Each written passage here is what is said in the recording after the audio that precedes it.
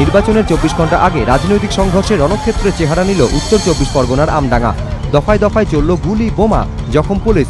অল্পের জন্য প্রাণে বাঁচলেন নির্বাচনী পর্যবেক্ষক। পুলিশ সূত্রে খবর, পঞ্চায়েত ভোটের প্রাক্কালে এলাকা দখল নিয়ে বুধবার রাতে সিপিএম ও তৃণমূল সমর্থকদের মধ্যে বচসা হয়। তারপর বৃহস্পতিবার সকাল থেকে দুপক্ষের মধ্যে শুরু হয় সংঘর্ষ। তৃণমূলের অভিযোগ, আমডাঙ্গার তারাবেড়িয়া গ্রাম পঞ্চায়েতের বইচগাছি গ্রামে তাদের প্রায় 100 জন সমর্থকের বাড়ি ও দোকানপাটে ভাঙচুর চালায় সিপিএম। সিপিএম অত্যাচার করবে, সিপিএম আমডাঙ্গার বাড়িঘর জ্বালিয়ে দেবে, সিপিএম বিভিন্ন জায়গায় খুন খারাপিতে মেতে উঠবে। আর আমরা সেই দিক থেকে না দেখিয়ে শুধুমাত্র তৃণমূল আর রাজ্যের শাসক দল করছে। যারা যারা জয়ের আসনে আছে তারা কখনো হামলা করে।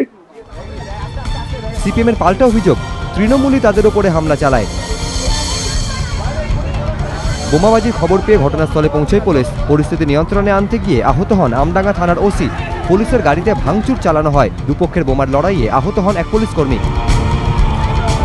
খবর সংগ্রহ করতে গেলে এক চিত্র সাংবাদিকের বাইকও ভাঙচুর করা হয়। ওরা এই সব ভাঙচুর করে আমাদের মাথায় মেরেছে লাঠি দিয়ে। আমরা সিপিএম করি, ওই জন্য আমাদের উপরে রাগ। মানে সিপিএম করার জন্যই রাগ। আমার ফেলাতে গলা টিপে ধরেছে, ধরে আমার আসার মেরেছে, এসব মানুষ আমার সব ফেলে দিয়েছে। কারা এটা কারা করলো? তৃণমূলের ছেলেরা করেছে। ওদের হাতে লাঠি ছিল, ন্যাপলা ছিল, ছুরি ছিল, বোম ছিল। সংঘর্ষ চলাকালীন আমডাঙ্গা ব্লকের নির্বাচনী পর্যবেক্ষক উজ্জ্বল সেনগুপ্ত ঘটনাস্থলে পৌঁছলে তার গাড়ি লক্ষ্য করে বোমা ছোড়া হয়। অল্পের জন্য প্রাণে বাঁচেন তিনি। জেলাশাসক সঞ্জয় বনশলের বক্তব্য, প্রশাসনকে না জানিয়েই ঘটনাস্থলে গিয়েছিলেন পর্যবেক্ষক। এরপর ঘটনাস্থলে পৌঁছে বিশাল পুলিশ বাহিনী ও র্যাব। দুপক্ষের 6 জনকে গ্রেফতার করা হয়েছে। গোটা এলাকা থমথমে। সমীরণ পাল, এবিপি আনন্দ, উত্তর 24 পরগনা।